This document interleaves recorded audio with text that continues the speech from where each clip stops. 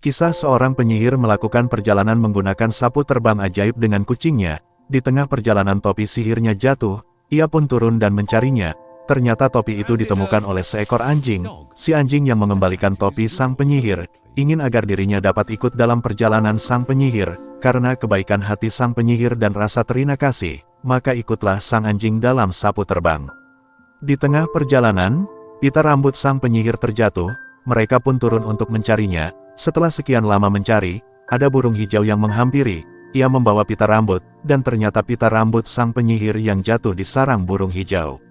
Setelah pita dikembalikan, burung hijau meminta agar dirinya dapat ikut pula dalam rombongan. Meskipun sang kucing keberatan, karena khawatir sapu terbang kelebihan muatan, sang penyihir yang baik tetap memperkenankan burung hijau untuk ikut. Berangkatlah mereka melanjutkan perjalanan, sang penyihir, kucing, anjing dan burung hijau. Dalam perjalanan, tiba-tiba tongkat yang dipegang penyihir terjatuh, turunlah rombongan untuk mencari. Setelah sekian lama mencari, muncul dari dalam rawa katak yang membawa tongkat sihir. Ternyata tongkat sang penyihir tenggelam di dasar rawa dan diambil oleh katak. Setelah tongkat dikembalikan, si katak juga ingin ikut dalam rombongan. Sang kucing dan anjing tidak suka akan hal ini, karena tampaknya sapu terbang benar-benar kelebihan muatan. Lalu berangkatlah mereka, sang penyihir, kucing, anjing, burung hijau ditambah katak. Sapu terbang berjalan lebih lambat dari sebelumnya, dan tampak sekali kelebihan muatan. Di tengah perjalanan, sapu terbang yang kelebihan muatan akhirnya patah. Kucing, anjing, burung hijau dan katak terjungkal jatuh bersama patahan ekor sapu terbang, sementara bagian kepala sapu terbang masih bisa terbang bersama sang penyihir.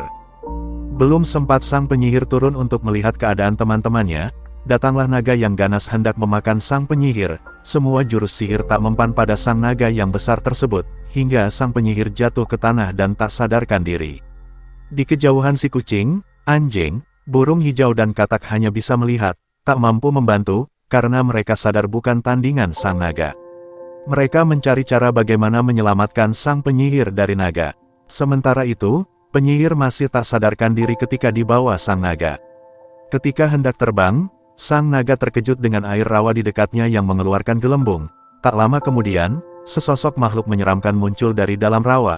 Makhluk itu lebih menyeramkan daripada sang naga. Dengan ketakutan, naga yang jahat meletakkan penyihir dan terbang menjauh.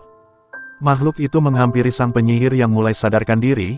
Betapa terkejutnya sang penyihir bahwa ternyata makhluk itu adalah teman-temannya yang melumuri tubuh mereka dengan lumpur dan tubuh mereka yang kecil bertumpukan hingga membentuk sosok yang tinggi besar. Mereka semua senang dengan selamatnya sang penyihir dari malapetaka. Namun satu masalah lagi, sapu terbang sudah tak dapat lagi digunakan. Kalaupun bisa disambung, tetap akan patah karena terlalu banyak muatan. Sang penyihir mencoba untuk membuat sapu terbang baru, kali ini dengan ramuan khusus. Ramuan-ramuan itu dicampurkan dari benda-benda yang disukai oleh masing-masing hewan temannya. Setelah semua dicampurkan, brum, jadilah sapu terbang panjang lengkap dengan dudukan masing-masing hewan, 2 kursi depan untuk kucing dan anjing, lengkap dengan sabuk pengaman, 1 cawan di belakang berisi air lengkap dengan sower untuk si katak, dan sebuah batang pohon vertikal lengkap dengan sarang rumput untuk si burung hijau. Jadilah sapu terbang ajaib yang cukup untuk semua. Cerita ini memberikan pelajaran tolong-menolong dalam persahabatan dan keikhlasan dalam membantu sesama.